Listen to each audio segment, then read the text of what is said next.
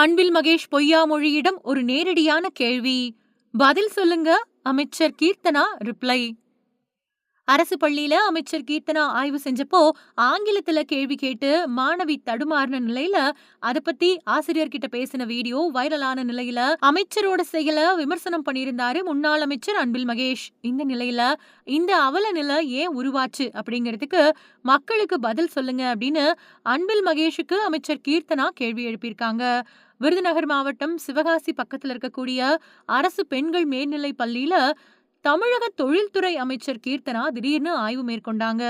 இந்த ஆய்வப்போ வகுப்பறைக்கு போன அமைச்சர் கீர்த்தனா அங்கிருந்த மாணவிகள் கிட்ட ஆங்கிலத்துல சில கேள்விகளை கேட்டிருக்காங்க. அப்போ அமைச்சரோட கேள்விகளுக்கு பதிலளிக்க முடியாம மாணவிகள் சில பேரு திணறினதா சொல்லப்படுது. அதுக்கப்புறமா அமைச்சர் கீர்த்தனா ஆசிரியர்கள் கிட்ட ஆங்கிலம் கற்றுத் தருமாறு அறிவுறுத்தினதோட முதல் பெஞ்ச் மாணவியே இப்படி இருக்கிறப்போ லாஸ்ட் பெஞ்ச் மாணவிகளை நினைச்சு பாருங்க அப்படின்னு சொல்லியிருக்காங்க. இது தொடர்பான வீடியோ காட்சிகள் சமூக ஊடகங்கள்ல வெளியாகி சலசலப்பை ஏற்படுத்துச்சு. இந்த நிலையில முன்னாள் பள்ளி கல்வித்துறை அமைச்சர் அன்பில் மகேஷ் பொய்யாமொழி மாணவ செல்வங்கள் கிட்ட தாழ்மை மனப்பான்மைய வளர்க்காதீங்க அப்படின்னு சொல்லியிருந்தாரு. இந்த நிலையில அமைச்சர் கீர்த்தனா வெளியிட்டிருக்கக்கூடிய பதிவுல இது ஒரு பள்ளியோட அவல நிலை மட்டுமில்ல, பல வருஷங்களா தமிழ்நாட்டோட அரசு பள்ளிகள் எப்படி புறக்கணிக்கப்படுது அப்படிங்கிறதுக்கான சாட்சியம். முன்னாள் பள்ளி கல்வித்துறை அமைச்சர் அன்பில் மகேஷ் பொய்யாமொழி அவங்க கிட்ட ஒரு நேரடியான கேள்வி. கழிப்பறை இல்ல, உடற்கல்வி ஆசிரியர் இல்ல, கன்னி ஆசிரியர் இல்ல, பள்ளி வளாகம் முழுக்க புதர்கள் மண்டி கிடக்குது. இப்படிப்பட்ட அடிப்படை வசதிகள் கூட இல்லாத அரசு பள்ளிகள் இருந்தப்போ உங்களுடைய முன்னுரிமை எங்க இருந்துச்சு? இன்னைக்கு இந்த நிலைமைய வெளிச்சத்துக்கு கொண்டு வந்தவங்கள குறை சொல்றதுக்கு பதிலா இந்த அவல நிலை ஏன் உருவாச்சு அப்படிங்கிறதுக்கு மக்களுக்கு பதில் சொல்லுங்க. நான் சிவகாசி அரசு பள்ளிக்கு போனது அரசியல் பண்றதுக்காக அல்ல. அது என்னோட தொகுதி. அந்த மாணவர்களோட குரலை சம்பந்தப்பட்ட அமைச்சர்கிட்ட கொண்டு போய் சேர்க்கிறது என்னோட உரிமையும் கடமையும். நான் 1ஆம் வகுப்புல இருந்து 12ஆம் வகுப்பு வரைக்கும் தமிழ் வழி கல்வியில படிச்சவ. இன்னைக்கு அந்த குழந்தைகள்ல ஒருத்தியாவே என்ன பாக்குறேன்.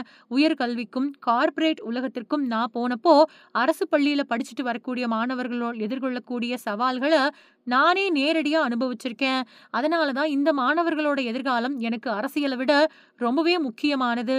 நாட்டோட எதிர்காலம் இந்த மாணவர்களோட கைகள்ல தான் இருக்குது. அவங்களுக்கு அடிப்படை வசதிகள் கூட இல்லாம விட்டுட்டு உண்மைய சொல்றவங்கள குறை சொல்றது தீர்வாகாது. அது மட்டும் இல்லாம இணையத்துல வைரல் ஆகக்கூடிய அந்த வீடியோவை எடுத்தது எங்களோட குழு கிடையாது. என் கூட வந்திருந்த ஊடகங்கள் தான் அந்த காட்சிகளை பதிவு செஞ்சாங்க. அதனால வீடியோவை யார் எடுத்தாங்க அப்படிங்கறதுல இங்க கேள்வி. அந்த வீடியோவில் ஏன் அப்படிப்பட்ட அவல நிலை இருந்துச்சு அப்படிங்கறதுதான் உண்மையான கேள்வி. என் மேல பொய்யான கதைகளை கட்டி மக்களோட கவனத்தை திசை திருப்ப முயற்சிக்கிறத விட்டுட்டு பள்ளிகளோட தரத்தை உயர்த்துறதுல கவனம் செலுத்துறதுதான் இப்போதைய தேவை. முதலமைச்சர் விஜய் வழிகாட்டுதல்லையும் தற்போதைய பள்ளி கல்வித்துறை அமைச்சர் ராஜ்மோகன் அவங்களோடையும் இணைஞ்சு இந்த நிலையை மாத்துறதுக்காக நாங்க தொடர்ந்து செயல்படுவோம்.